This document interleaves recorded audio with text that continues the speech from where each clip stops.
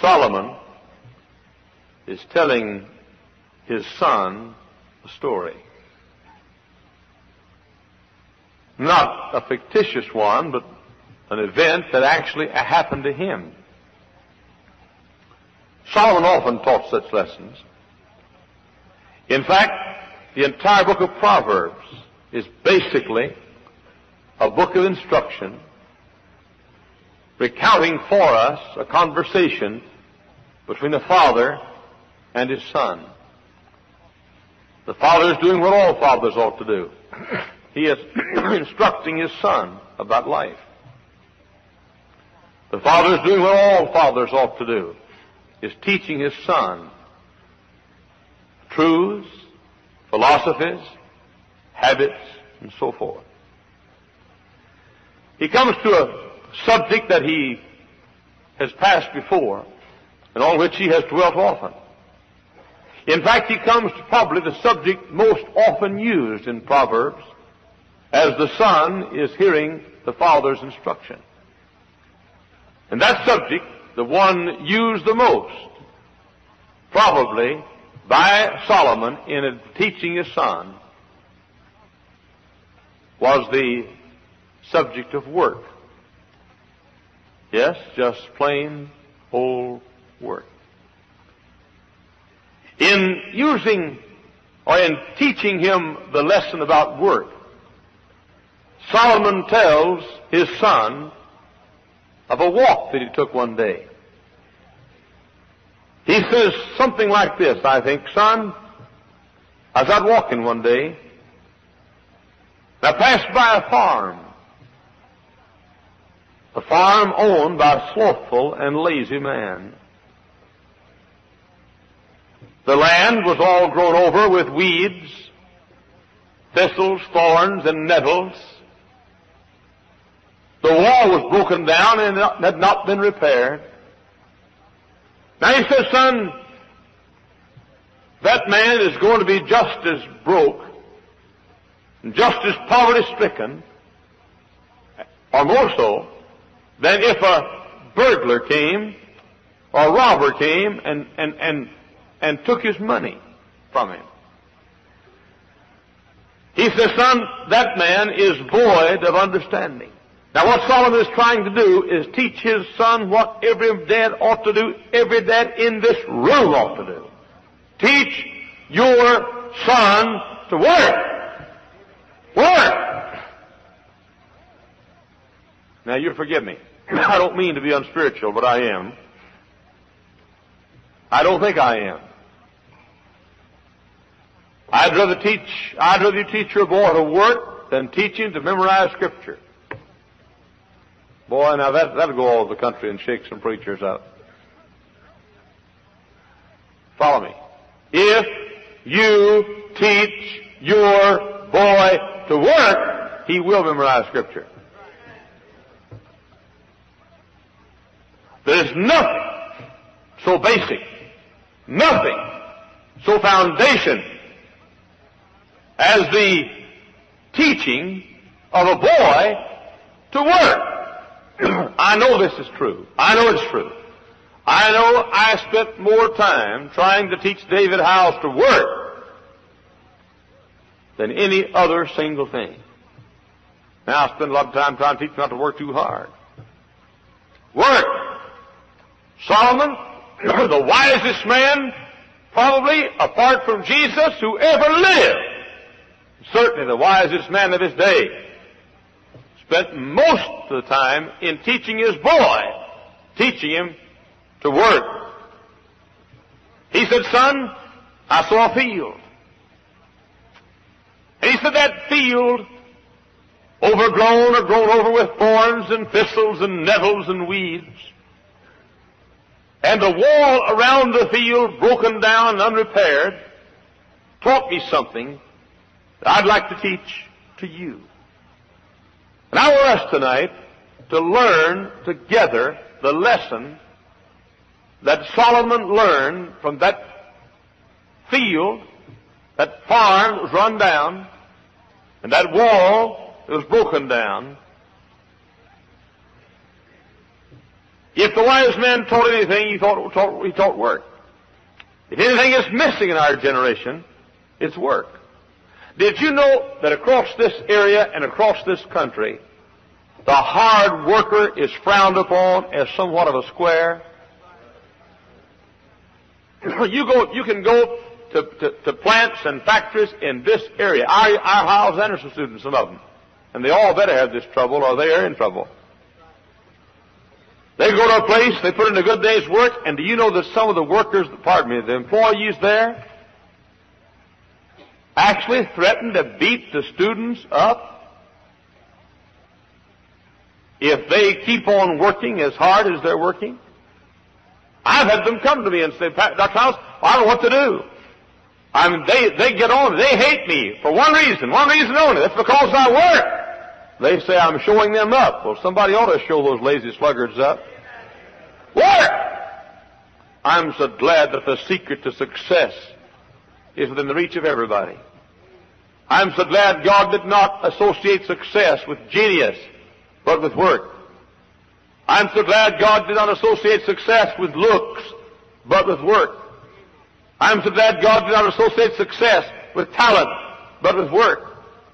I'm so glad that God puts the great secrets for success on the bottom shelf, so everybody, regardless of how big or how little, regardless of how learned or how unlearned, regardless of how talented or how untalented, regardless of how pretty or how ugly, regardless of how weak or how strong, I'm glad that God has made the ingredients for success within the reach of every single living human being. Work! Work! You know, I was thinking today, those who work are criticized the most. I was thinking about the preachers I know who are the most criticized preachers in America. To a preacher, the most criticized preacher is the hardest working preacher. You know why? Because the fellow who doesn't succeed has to figure out why the other fellow does succeed. Apart from his working, apart from working, so he says he does it by giving balloons to bus kids. Good night. These little peons criticizing men like Vineyard giving balloons to bus kids. Vineyard's already put in 8 hours before most of them eat breakfast in the afternoon. We should get them faster. I've got a long sermon here. We've got to get through here now. I'm thinking this. Now, I don't want to make this as a positive statement, but I want to make it, and I want to think about it. Is it true? Hatred always goes upward. Reckon that's true? Hatred always goes upward. Those we hate are our superiors. We love our inferiors and hate our superiors. Laziness criticizes zeal. Failure hates success. Littleness fights bigness. Wrong detests right. Error abhors truth. Inferiority slanders superiority. Weakness wars against strength. Unrighteousness gossips about righteousness. I do not know that be 100% true, but it's almost always true. Most all the gossip I hear is about somebody who's trying to cut someone else bigger than he is down to his size.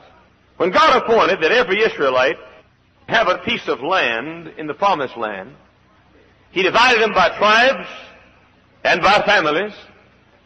And God gave to every tribe its land, to every family its land, to every man his land. When God did so, He meant for each person to work his own land. Now you have a piece. You have a vineyard. You have a field in the Lord's vineyard. You say, preacher, I do not own any property. Okay, but you have a spiritual piece of property. Perhaps yours is a Sunday school class. You criticize, and well you ought to, and right to do so, this man who lets his vineyard grow over with thorns and thistles and nettles. And yet your Sunday school class is growing over with thorns and thistles and nettles. God has given you a little sphere where you're to work in His vineyard. Maybe you sing in the choir. Maybe you lead the choir. Maybe you have a bus route. Maybe you head the bus ministry. Maybe you teach in a school. Maybe you're an administrator in a school. Maybe you pastor a church. Maybe you're an usher. Maybe you're a PA man. Maybe you're a nursery worker. Maybe you're a deacon. Maybe you're a student. Maybe you're a staff member. Maybe you're a custodian. But whatever job God has given you in this church, it's your vineyard. And God expects you to keep it up. If you're in the choir, God expects you to do choir practice. One of the sins of this church is choir practice.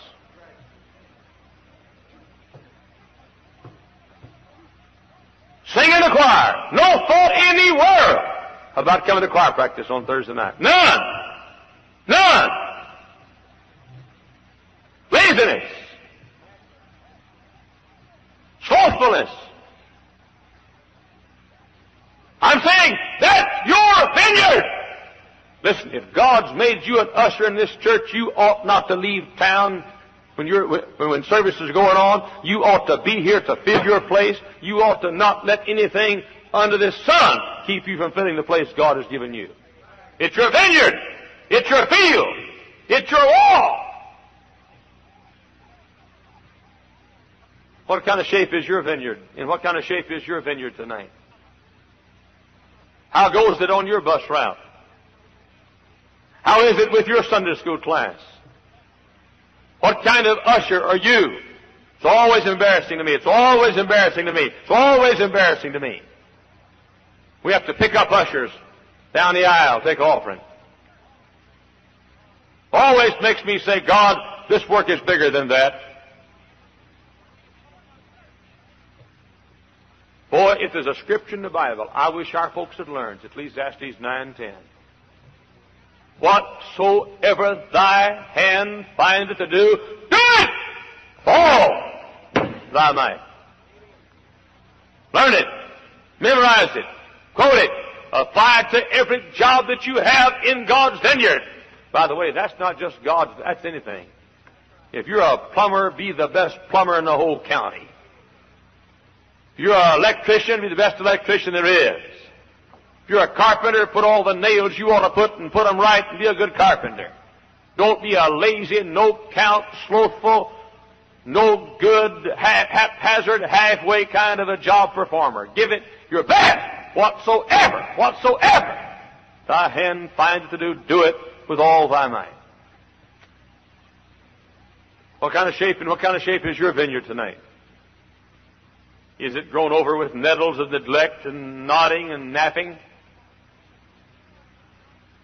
Is it grown over with weeds of weariness?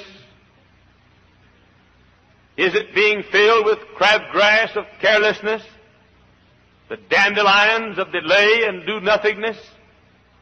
Is your field grown over tonight with the poppies of procrastination? Or the tares of tarrying? Is the vineyard God has given to you tonight grown over with the bramble of backsliding? The briars of basking in bed when you ought to be doing the job for God? Is your field tonight covered with the seaweed of slothfulness, sleep, and slumber, with the cactus of caution? Is the place that should be bearing fruit tonight covered with the prickly of pacifism, or the acanthus of being off to sleep, or thorns and thistles of indolence and laziness and loafing? Are you a teacher in the grade school?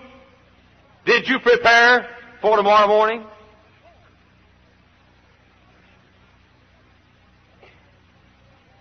Are you going to stand tomorrow morning at 8 or 9 o'clock before little boys and girls who look to you as one of the greatest people in their lives?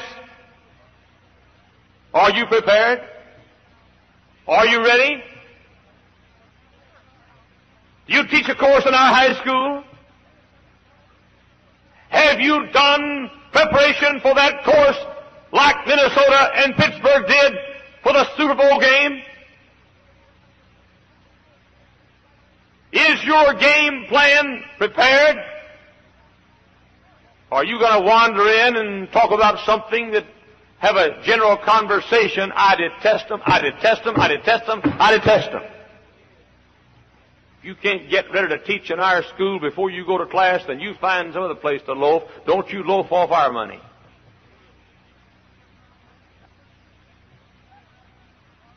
You teach in Hyles Anderson College? Then get ready. I mean, when you walk in class, don't you let brambles of neglect grow under your feet. Don't you make your students walk across cactus of carelessness. Don't you let those students who've come, listen, when young people come from across this nation, and dads and moms are back home working and toiling and sweating in order to send money to their kids to college, and you go to class and waste 1 hour of their time, you're a dirty crook. That's what you are.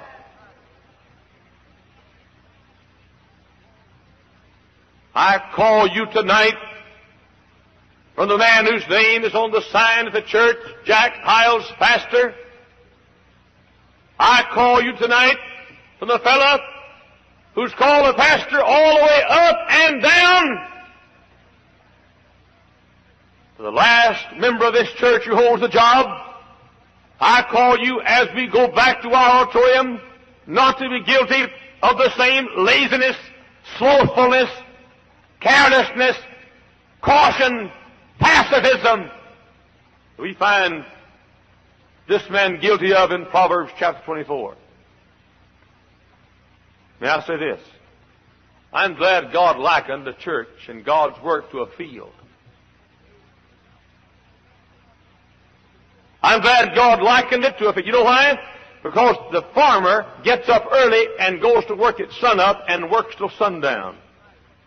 I'm glad God didn't say a certain man had a bank. I'm glad God didn't say a certain man went forth to cook.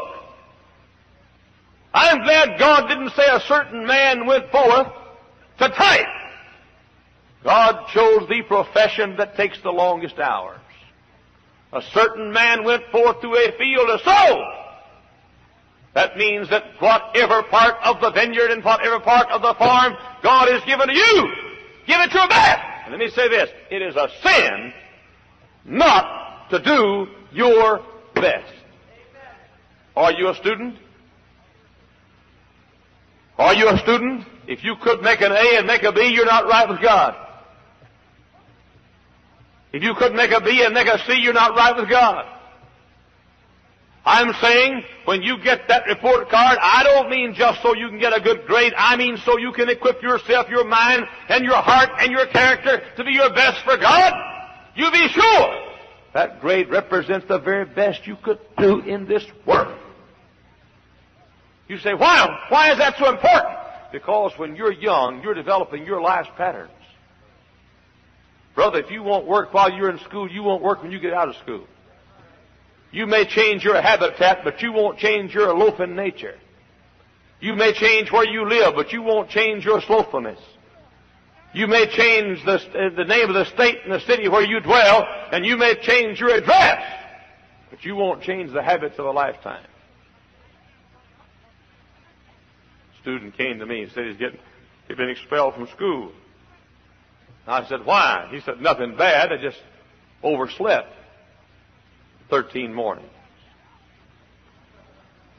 What do you mean, nothing bad? I've got as much respect for the corner bartender, and I'm not kidding. What do you mean? Nothing bad. You lazy, trifling, no good, no count, sorry bum, you. What do you mean, nothing bad? Do you mean to tell me, when God has entrusted to you a life, for you to lay in bed and not... Listen, by the way, you're stealing from your mom and dad back home, too. You dirty crook. Whatsoever thy hand findeth to do it with all thy might. Now, let me say this. I'm glad that God used the field here and the farm and the vineyard because of this. Something's going to grow on a farm. Something's going to grow. You never do come out zero on a farm. You grow fruit or you get weeds. You get grain or you get tares. You either get a crop or you get nettles. And by the way, as I'll say after a while, the better the farm is, the easier it is to get the nettles. That means all the time. These men on this platform will tell you this is true. Brother, I've got my hoe and I'm chopping weeds all the time. Dr. Billings will tell you that I'm the busiest weed chopper in America. I keep my eyes on these schools and this church. I don't go out to schools very much. But you mark it down, brother. I've got my telescope pointed in their direction. And I'm looking for weeds. Well, you say we haven't got many weeds. If you don't have any weeds, you'll never have many weeds. But you say just one weed. Well, 2 is just one more than 1. And 3 is just one more than 2. And 4 is just one more than 3. When you embrace that kind of wicked philosophy that just one weed and that's not bad, you'll have 10,000 weeds later on. I was in Texas, we used to chop cotton. And that means chop the weeds out from around the cotton. Why? They'll choke it. That's why. Sometimes people say, Brother Hyles, why are you so particular? I'm particular because I don't like one weed. I don't like one nettle. Did you ever get one cocklebur in your foot? That's just one. Stick a 16-penny nail half through your foot and see if one nail's important or not. You get one tuberculosis germ and see if that's important or not. If I could get you to do one thing above every other thing I know. Listen, did you know that work will do so many other things? Stay busy! Stay busy! It'll keep you from gossiping. I like what the Chinese proverb said. Said, a dog in the kennel scratches his fleas. A dog that's busy hunting doesn't even know he has them.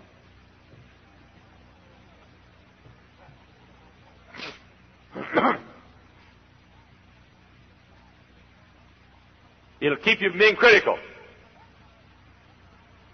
It'll keep you out of meanness. The idle mind is the devil's workshop.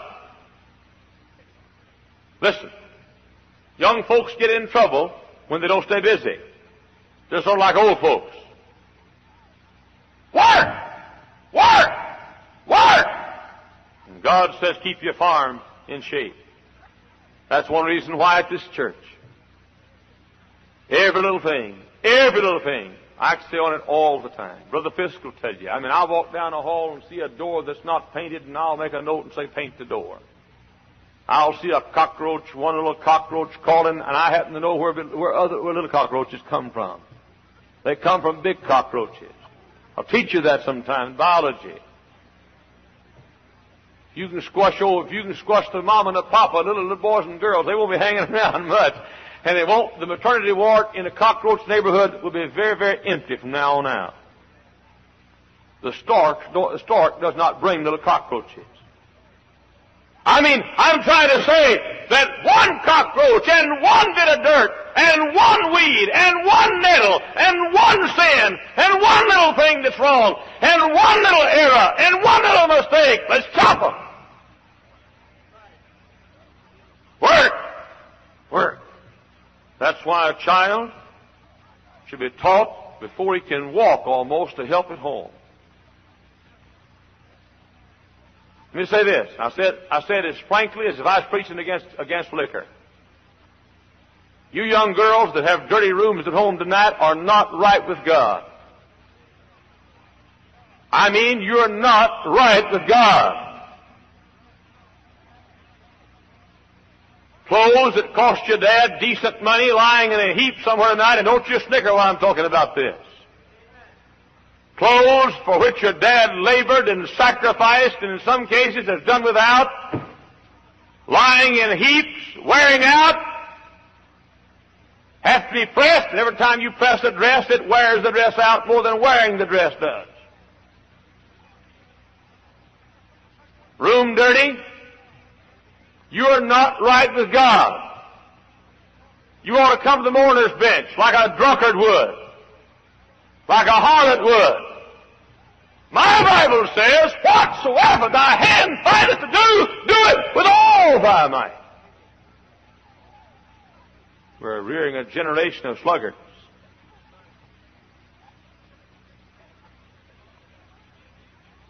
You say, Mom will do it. Moms, don't you do it. You're not helping a bit by doing it.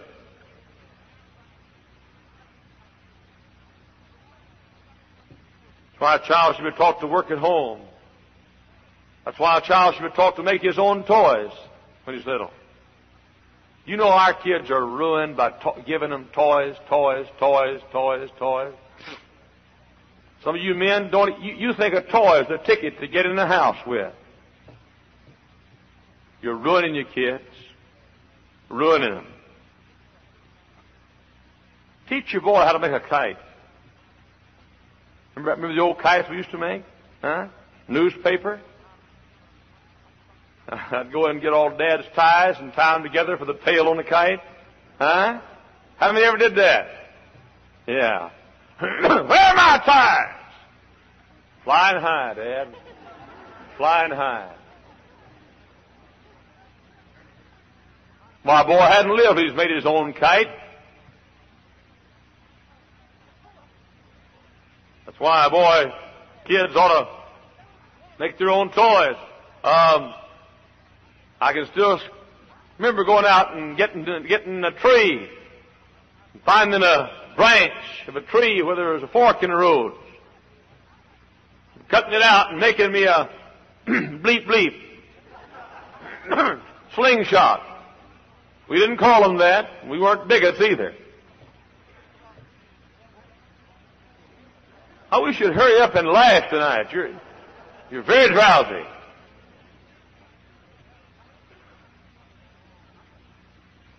Anybody recall the old soap boxes? Huh? Man, I used to go from garbage can to garbage can trying to find an old tricycle that had been thrown away. Amputate the wheels. Find me some kind of old box and build me a cart. Remember the old scooters we used to make, off old skates? Huh? Man, now listen, you've seen folks, have you ever seen people in alleys going through garbage cans? I'm the original inventor of that policy, that habit. Going through garbage cans, trying to find old skates. Take the wheels off the skates. Get your 2x4. 2x4 this way, 2x4 that way, handle up on top, put the skate wheels underneath, make your scooter. Nowadays, all Junior's got to do is hold his breath till he turns blue, and you'll buy him a whole fleet of scooters.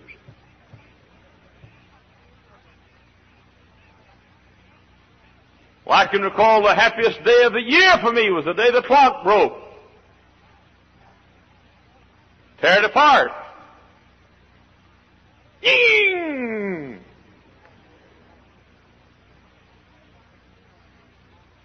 What's wrong with our generation? Moms and dads.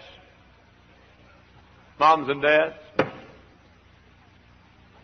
Why don't you start some kind of a campaign at home? Let your boy make his own scooter. His own go-kart. His own bleep shooter.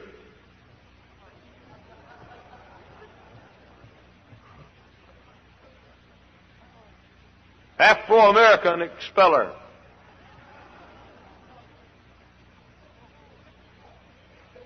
Let him make his own toys. Let him work!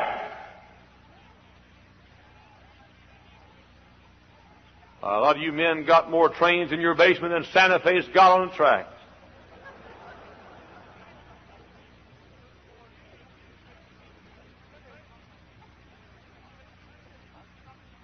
You wonder why our kids are turning out wrong. Wonder why they won't work. That's why our young people ought to be taught there's no such thing as dirty work. I hate that term with a passion. To me, there is not a term that is any more sacrilegious than the term dirty work. There is no such thing as dirty work.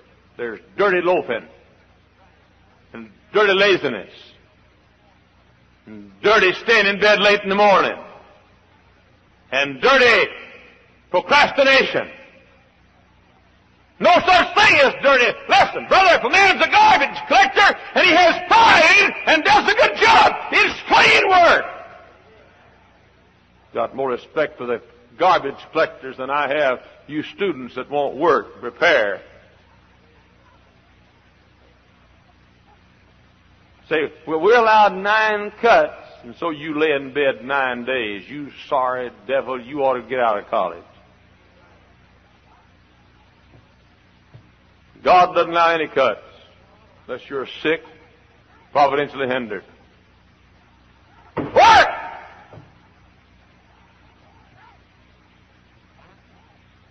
was thinking today all the jobs I've had.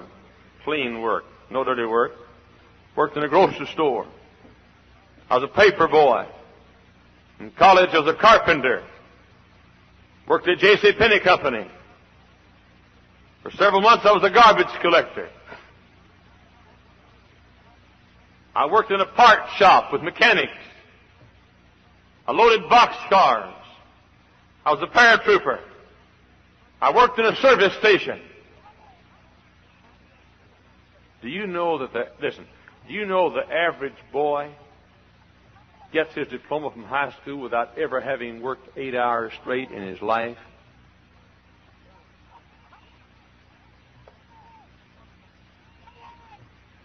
People oftentimes say these poor students having to work their way through college. I don't believe it for a minute. Not for a minute. I think I've told you this. I want you new students to hear this. I was down south in a certain state. I'll be there in the same place where I was. I'll be there this month, I think it is. Next month, this month and next month. And a father came to me who was almost trembling. He said, Dr. Hyles, my boy's at Hyles Anderson College and I'm worried sick about him. I said, why? He said, I'm an engineer. I think he said engineer. Yes, he did. I have a good salary. I've worked all of my boy's life to save to put him through college. Now, I have money enough to put my boy through college, and I've looked forward to it, and I want to do it. My boy went to your college. I paid his tuition the first semester. He called the other night and said, don't send any more money. I asked him why. He said, because I've got a job at Montgomery Ward now. Going to work at, I think, 10 o'clock at night and working at 6 o'clock in the morning. And this father said, Dr. Hyles, it'll break his health. Oh, listen, for every one person that broke his health because of work, there's 100 broke their health because of loafing. A lot more cars have rusted out than worn out.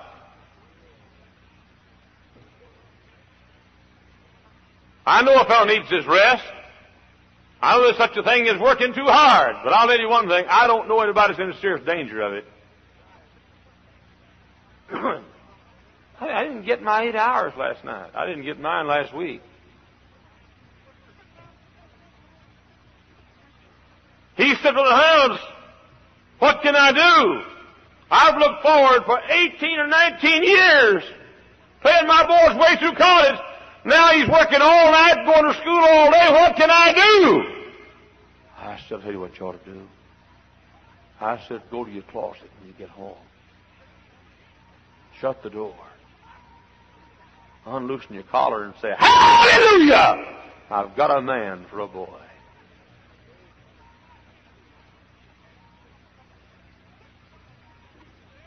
These guys that won't work and ride home and say, no fun, no mun, your son. Write them back and say, too bad, so sad, your dad.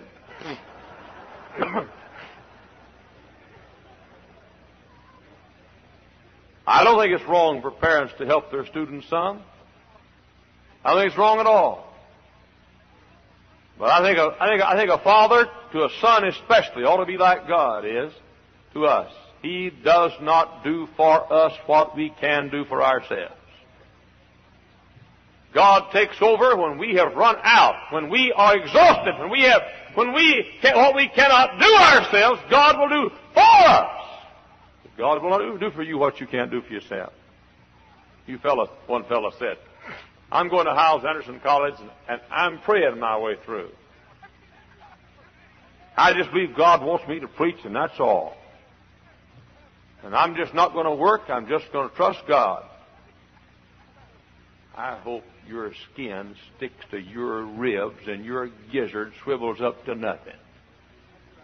You lazy hound dog, you sorry, good-for-nothing reprobate, you reproach to the ministry.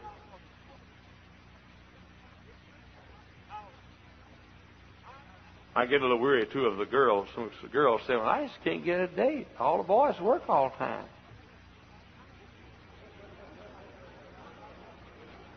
Latch on to one of those. Latch on to that kind, honey. You got to wait for him, wait for him. You just got to wave goodbye to him as he comes and goes. Love him while he does it. But thank God for that kind. You won't have to ask them to raise their feet while you vacuum.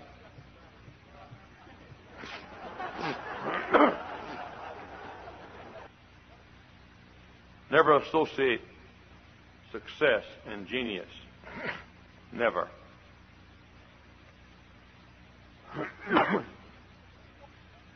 Let me say this too. Don't hang around the sluggard.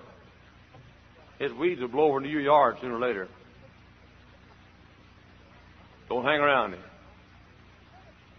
Say, well, one lady said, my son runs with a good crowd of boys. That crowd that hangs around down at the hold it. They're not good boys that hang around.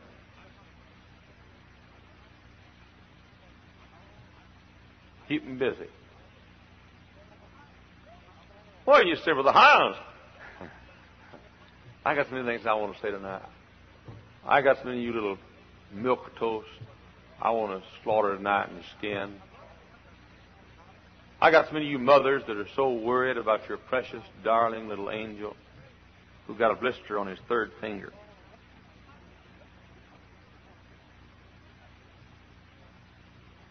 Truth is, a lot of you ladies got sons, got more calluses on their bottoms than they do on their hands. I don't like that preaching. I don't like your kind of trifling, rearing kids that are going to ruin this country either.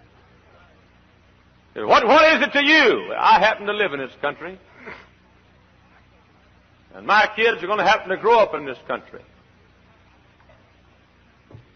And they have a right to live in a country where everybody on the... Yeah, that's like saying, here's a center fielder in the World Series. He's sitting down out there in the field, juggling. Or here's... it's football game. And Franco Harris, halfback for the Pittsburgh Steelers, is sitting there eating a hot dog,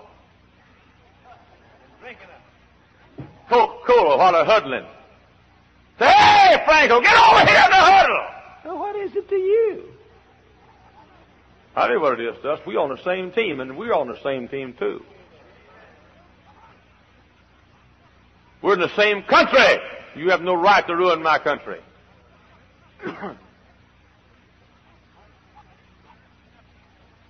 Two things, general statements.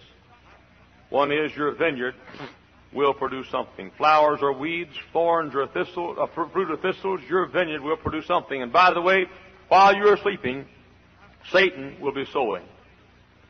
He never takes the day off. He does not tarry.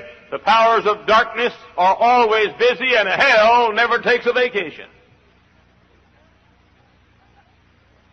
Check the 13th of Matthew. It says, while men slept, they sowed tares among the wheat. Second thing I want to say, general statement is this: the better the field. Now get this. The better the field, the more the thorns. Did you know thorns can grow in the First Baptist Church of Hammond more and better, and weeds can flourish better than they can in a liberal church? Why? We got a better field. We got a good field here. If we don't work the field and sow the field and chop the field and reap the harvest and keep the wall repaired, thorns and thistles will grow. And they'll grow better here than anywhere else. The best Christian causes the most trouble when he loafs. The best church grows the most weeds when it loafs. The best school can cause the most trouble and the most havoc when it loafs. All you have to do to grow weeds is nothing. Nothing. You say, I'm not going to work this year. I'm not going to grow anything. You're going to grow weeds. Sleeping grows weeds.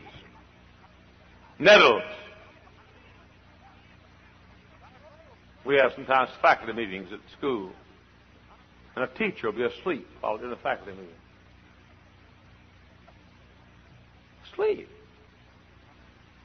Sleep. Well, I just get bored. Now, can you imagine a bride going to sleep at her wedding? Huh? Dearly beloved, we're gathered here in the presence of God, and these assembled witnesses unite this man, this woman, hold a matrimony. Will you, George, take Nancy to be your awful wedded wife? I mean lawful wedded wife.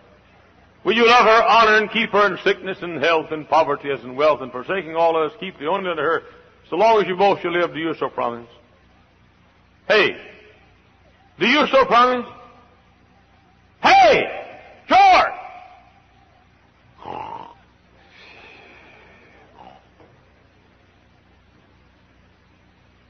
Sleep.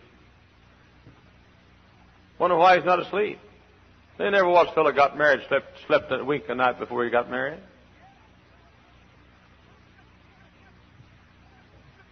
Sleep! You don't sleep when you're excited. Here are the Minnesota Vikings in the huddle. Hey, friend. Parkington! Hey, what's wrong with you? That is not how little sleep you got the night before. He's awake. Why? He's doing what he likes to do!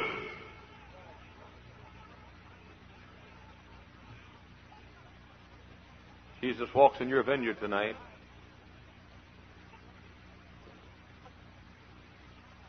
What kind of shape's it in? Huh? Hey.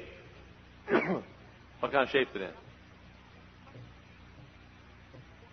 Is your Sunday school class in the same shape that this other sluggard's field was in? Hey. Is your report card in the same shape this other slothful man's field was in? Huh? Hey! Is your duty as a choir member, an usher, a school teacher, a preacher, a student, a bus worker, a custodian? Is your field in the same shape of this other loafer?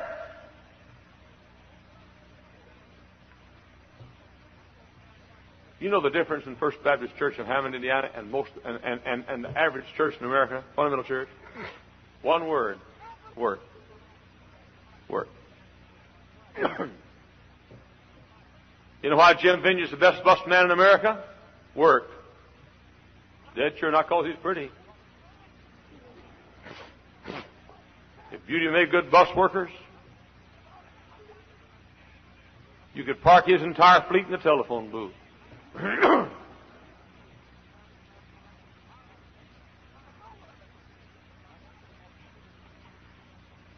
You know how we have the best youth program in America?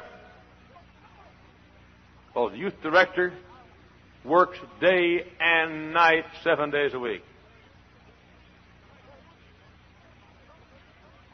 You know why C.W. Fisk is the best soul winner in America, probably? He stays at it. He eats it. He sleeps it.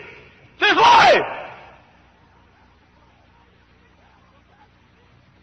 It's hard for you to believe it. I used to be a young preacher. I still feel like it. I used to be a young preacher. I sat down one day, young men, and I looked at the field of preachers, and I realized that Hyles was not a great preacher. I looked at the great men, and I realized that I could not be counted as a Spurgeon, or as a Moody, or as a Torrey. I looked at the men whom I admired and realized I could never approach them in many, in most areas. But I learned something. I learned something as a boy, throwing the paper out. I learned something when I was 10 years old, getting up at 3:30 in the morning and throwing a Dallas Morning News route. I learned something when I was 12 years old working in a grocery store. I learned something when I was with the paratroopers running 8-10 miles a day. I learned something when I was a young man in college laying oak floor. I'd go to college a half a day and lay oak floor 8 hours after I'd ridden on a bus 50 miles. I learned something. I learned that the spoil is not to the talented, and the victory is not to the educated, and the championship is not for the scholarly. I learned a little old guy that didn't have much talent could claw and knee and work and work and work, work and work and work.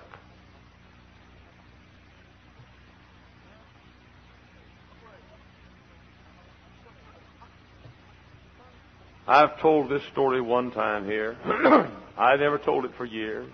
I don't want to tell it tonight. I don't want to tell it ever. I don't like to tell it, but I think I should. I feel impressed to and didn't plan to do it, and I'm going to be through. Half of you have heard it.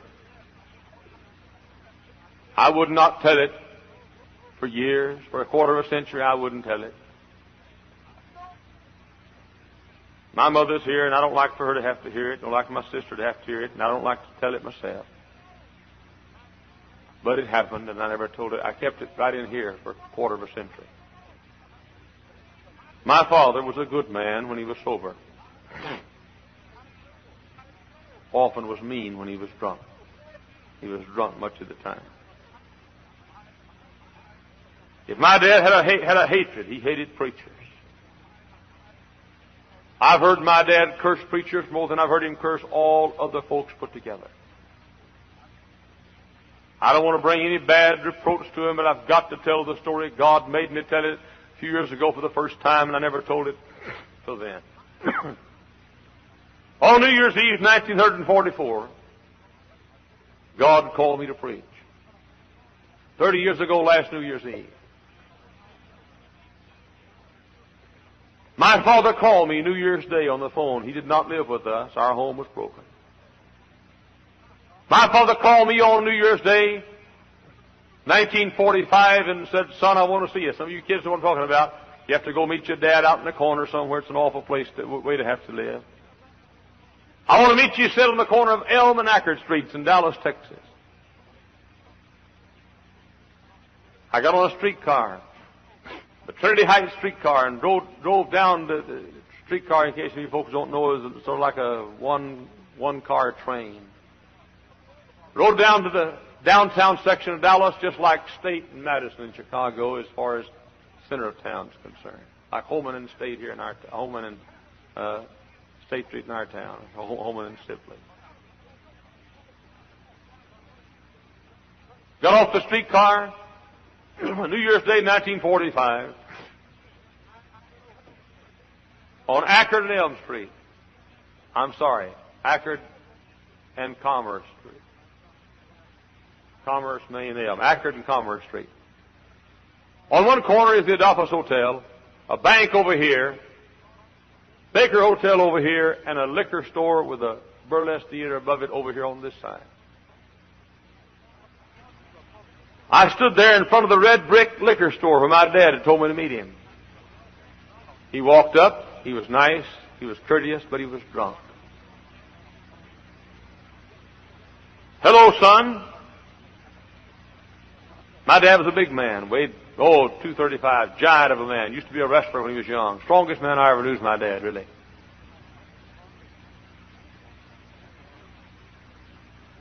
I said, Dad, I got to tell you something. I weighed a little over half what he did.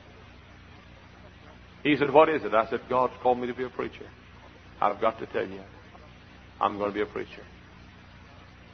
His smile became a frown. His kindly words became curse words. And he cursed me out. He said, my son, a blankety-blank preacher, I'd rather see you dead. Money-grabbing preacher, and God knows in this case that is not true.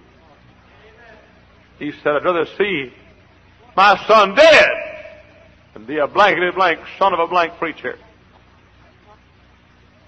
He was a strong man. He took his hands and he pushed me like this. My shoulder hit me right here. And I fell back against the brick. And he followed me and held me there and pushed me and cursed me. Not because he was mean, but because he was drunk. He wouldn't have liked it if he'd been sober, but he wouldn't have hurt me if he'd been sober. He pushed so hard that I became a little bit about semi-conscious. And I crumpled to the concrete floor, or concrete sidewalk, in front of the liquor store. He cursed me and cursed the ministry. He didn't kick me hard enough to hurt. It may have left a little bruise. It wasn't persecution. Just sort of like that, stirred me with his foot. But when you do that in the rib, it doesn't feel good. And he cursed me while I was on the sidewalk. He turned to walk across Ackerd Street, got halfway across, turned around and came back and cursed me again and kicked me a little bit again. Did it the third time. He stood over my body and said, my son, a dirty son of a blanking preacher, I'd rather see you dead than be one of those dirty money-grabbing preachers. He walked away the third time and came back again and said, okay. If you've got to be one of those son of a blanking things, why don't you go out and build the biggest church in the whole world? And he stuck his foot in my ribs and walked away. He didn't hear me say this. But I got off up on my feet, dusted myself off, and said under my breath, as I pointed my finger, you watch. I'll do it. Nobody knew that for 25 years. Nobody knew it. By all rights, I shouldn't. By all rights, I shouldn't. Oratory? No.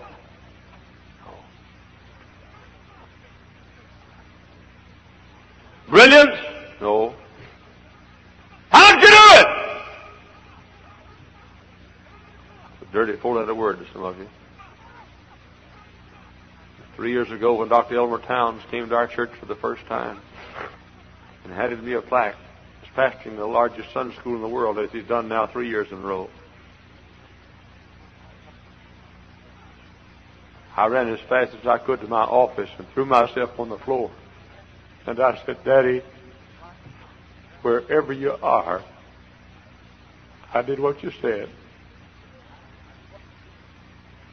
I did what you said. I don't want my vineyard full of thorns and thistles. I don't want my wall broken down.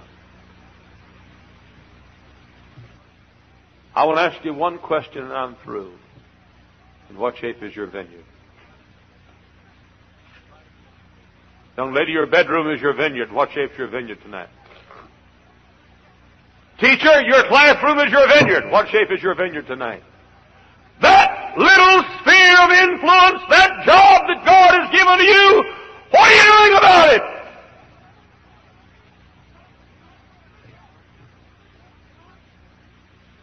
Let's pray.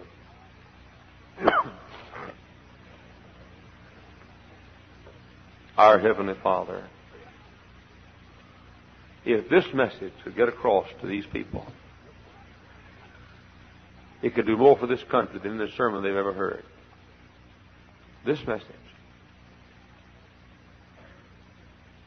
I pray tonight that you'd probe deep into the heart of young people and adults alike.